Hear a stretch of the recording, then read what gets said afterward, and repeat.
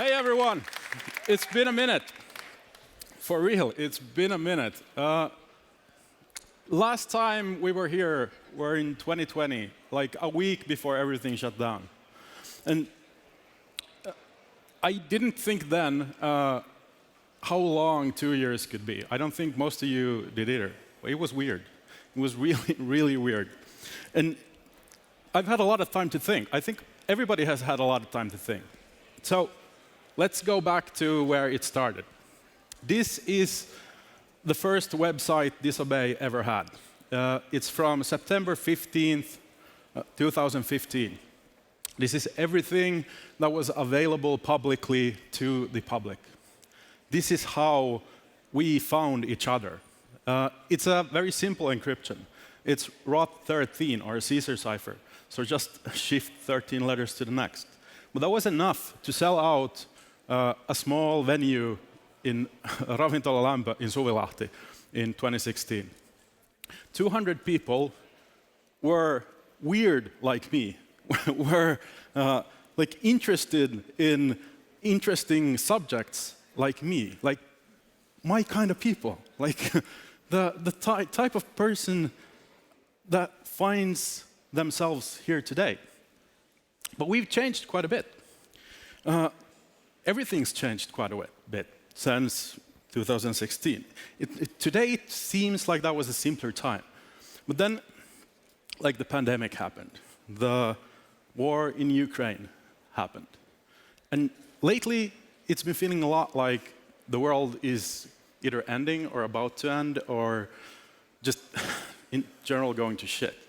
Like, at least from my point of view. So I'm stupidly happy that we're here today. But I still think we need to be reminded of why we're here, what we're actually trying to accomplish, who we actually are. Because for those 2 years, most of us were lucky enough to work at home. We're lucky enough to be in a position, a privileged position, where we kind of got shut in. Life didn't maybe change that much, but most of the world wasn't. Most of the world actually had to deal with a lot of, well, shit. And I think it makes sense to remind ourselves of that privilege. So, when we started Disobey, back in 2015, we figured we need something to base the community on, something that we can look back on, something that we can use as our guiding light, our ethos, our creed. And we found a book by Stephen Levy with a passage called The Hacker's Creed. And we took it, we adapted it, changed it a bit, made it a bit different. And it reads, you can create art and beauty on a computer. Access to computers and anything that can teach us something about the world should be free or unlimited and total.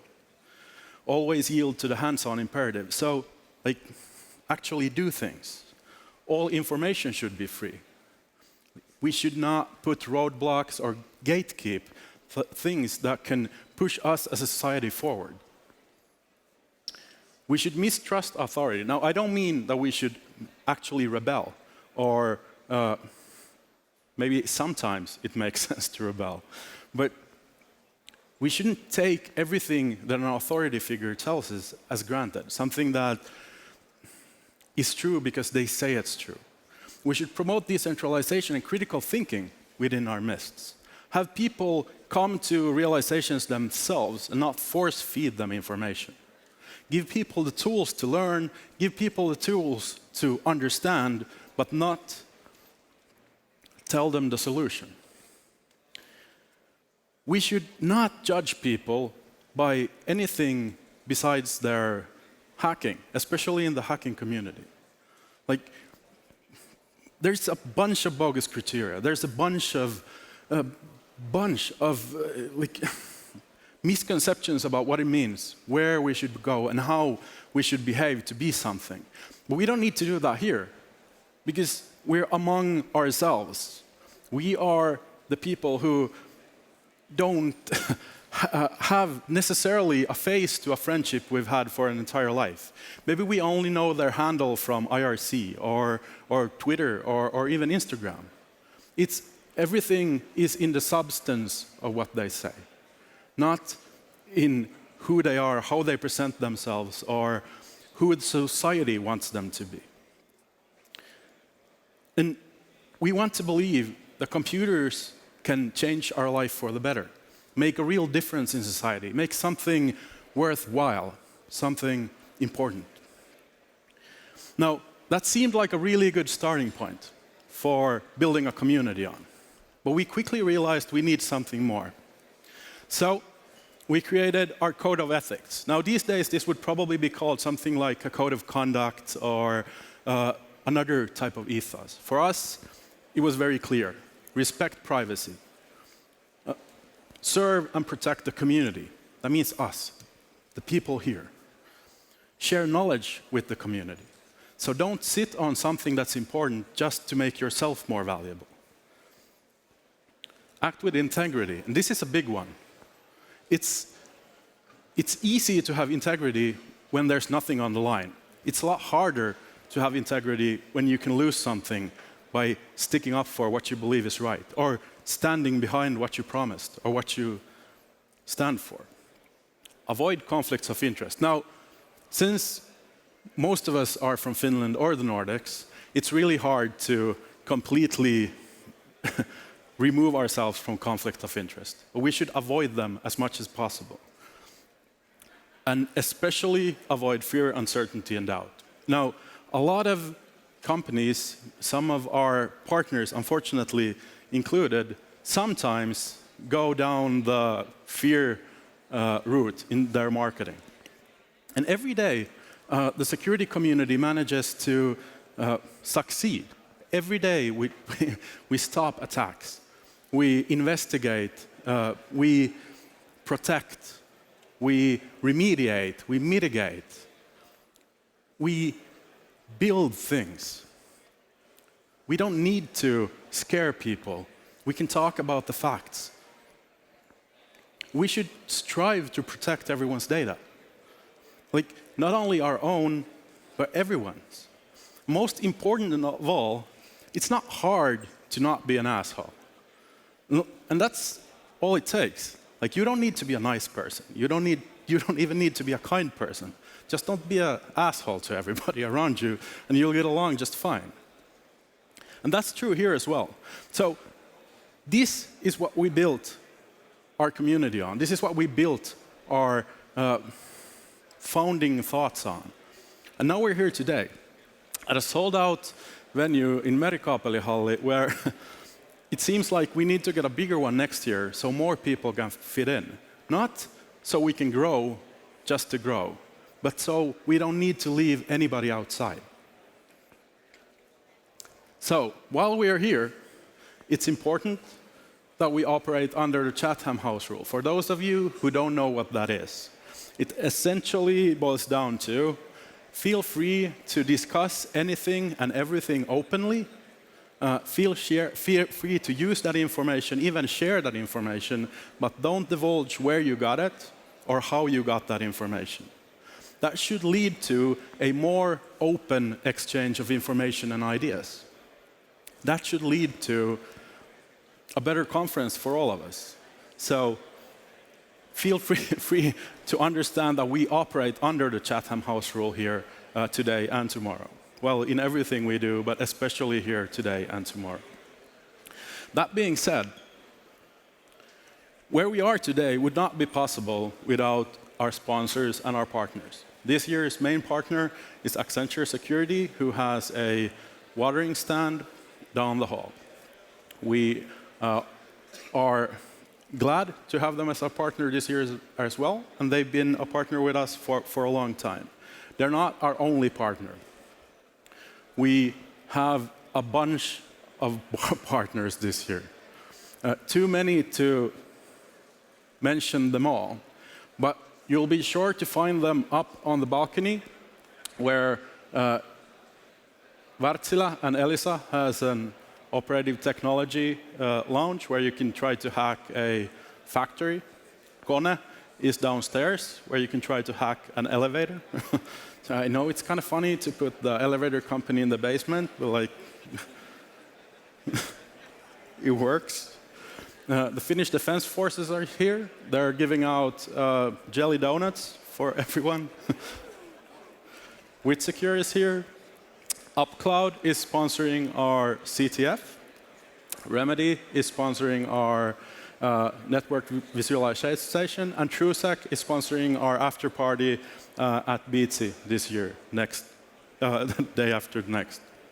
Now, I don't want to spend too much time on sponsors because they will tell you everything you need to know about them. I don't need to do the work for them. So let's talk a bit about practicals. Workshops are happening in the workshop area, which is through to the other side of the cable factory. It's first come, first serve, but it's a large enough area for everybody to fit in.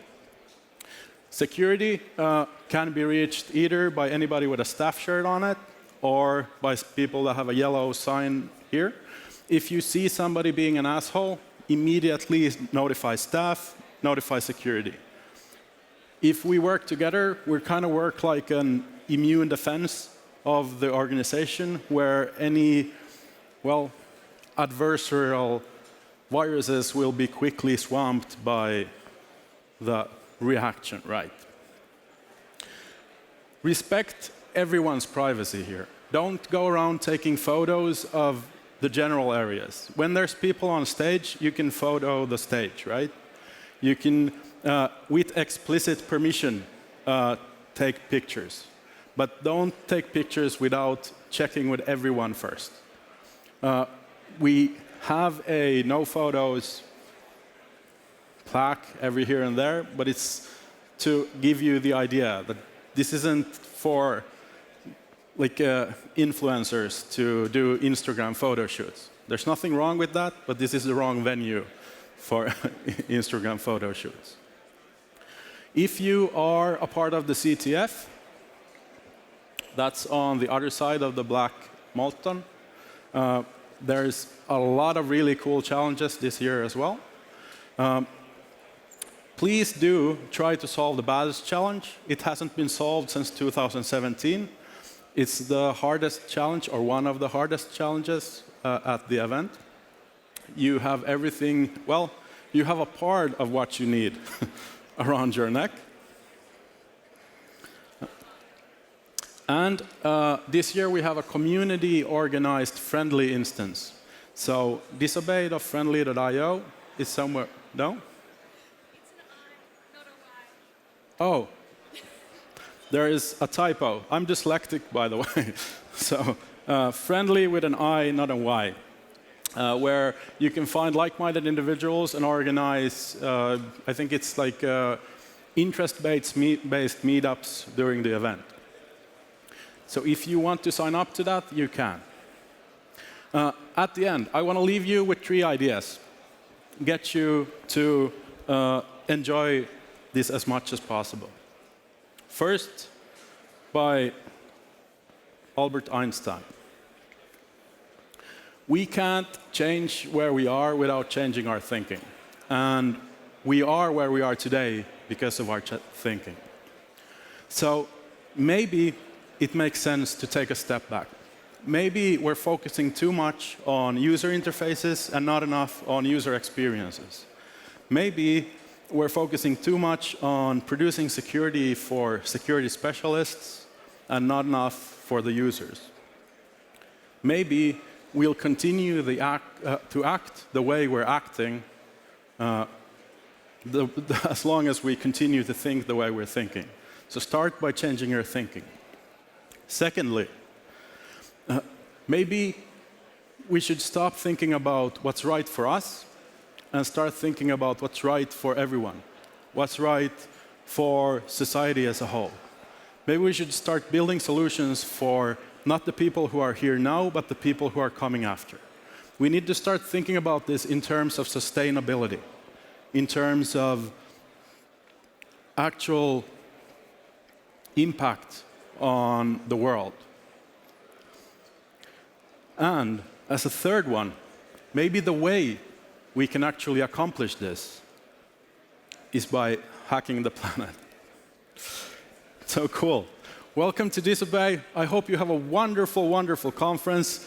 I'm Benjamin, or NotMyNick here. Enjoy, have a lot of fun. Thank you so much.